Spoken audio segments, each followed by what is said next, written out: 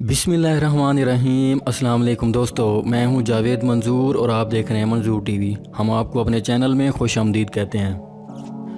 پیارے دوستو، سوسو نامی اس لڑکی کی شادی کو کچھ زیادہ عرصہ نہیں ہوا تھا کہ اس کی ڈیورس ہو گئی۔ اس وجہ سے اسے اب زندگی کی دوڑ بڑی مشکل لگ رہی تھی اور جو اولاد کی خواہش اس کے دل میں تھی وہ اب بالکل ختم ہو چکی تھی۔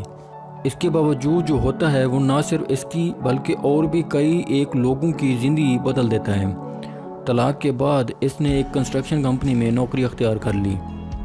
اپنے بڑے گھر میں اس لڑکی کو رہتے ہوئے ہمیشہ ایسا لگتا تھا اس کی زندگی میں کسی نہ کسی چیز کی کمی موجود ہے۔ اس نے اپنے آپ کو مختلف طریقوں سے سکون دینے کی کوشش بھی کی، لیکن کوئی بھی طریقہ اس کو مطمئن نہیں کر رہا تھا۔ سوسو بانجھ تھی اور ساری زندگی کے لیے ماں نہیں بن سکتی تھی، اور یہ بات اس کے ذہن میں ہمیشہ گردش کرتی رہتی تھی۔ آخر اس نے ایک دن بچوں کو پالنے والے ادارے سے رابطہ کر لیا۔ وہ ہمیشہ سے ماں بننا چاہتی تھی لیکن ایسا ممکن نہ ہو سکا۔ اگرچہ وہ اس معاملے میں بڑی ہی محتاط تھی، لیکن پھر بھی اس نے اپلیکیشن فارم فل کر کے ان لوگوں کو جمع کروا دیا، اور کسے معلوم تھا یہ فیصلہ اس کی زندگی بدل دے گا۔ جلد ہی اسے دفتر سے کئی بچے پالنے کی آفر آ گئی جن کو پالنے والی ایک ماں کی ضرورت تھی۔ اس نے ان میں سے 4 بچوں کو پالنے کی حامی بھر لی اور اگلے 1 سال تک وہ ان 4 بچوں کو پالتی رہی، لیکن اب اس کے دل میں ایک بچے کو قانونی طور پر گود لینے کی خواہش پیدا ہو چکی تھی۔ سوسو نے ان لوگوں کو بتایا اور انہوں نے ان کے لیے ایسے بچے کی تلاش شروع کر دی جس کو ایک ماں کی ضرورت تھی۔ صرف 2 ہفتوں کے اندر ہی انہیں ایک ادارے سے ایک ایسے شخص کی کال آئی جس نے سوسو کو ایک بچے کے بارے میں بتایا جس کی ماں اسے ہسپتال میں چھوڑ کر بھاگ گئی تھی۔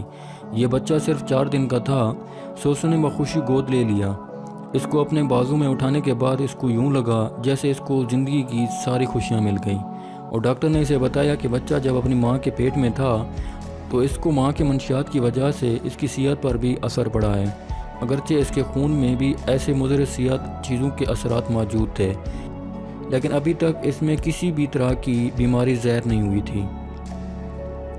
سوسو کے لیے یہ خبر پریشان کن ثابت ہوئی۔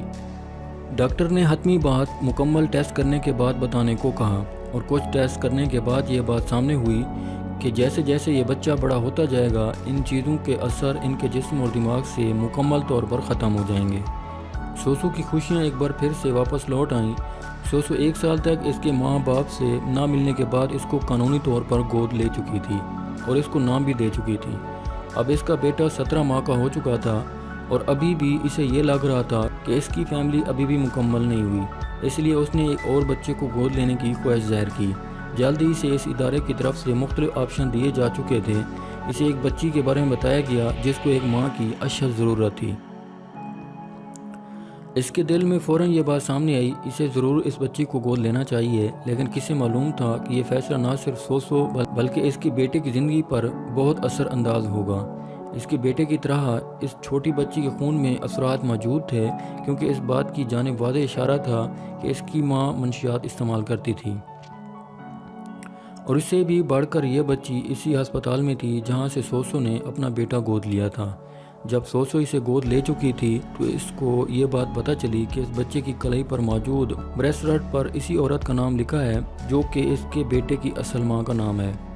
اس نے جب اس بچی کے ڈسچارج پیپر کو چیک کیا تو اسے یہ پتہ کرنے میں دیر نہ لگی کہ اس لڑکی کی ڈیٹ آف برتھ وہی ہے جو اس کے پہلے بیٹے کی ماں ہے، کہ اصل میں یہ دونوں بچے آپس میں بہن بھائی ہیں۔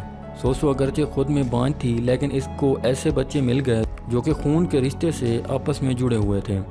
اب سوسو ان دونوں بچوں کی پرورش اور بھی مطمئن اور خوشی سے کر رہی تھی، اور یہ دونوں بچوں کی زندگی میں خوشیاں لانے میں کوئی بھی کسر نہیں چھوڑ رہی تھی۔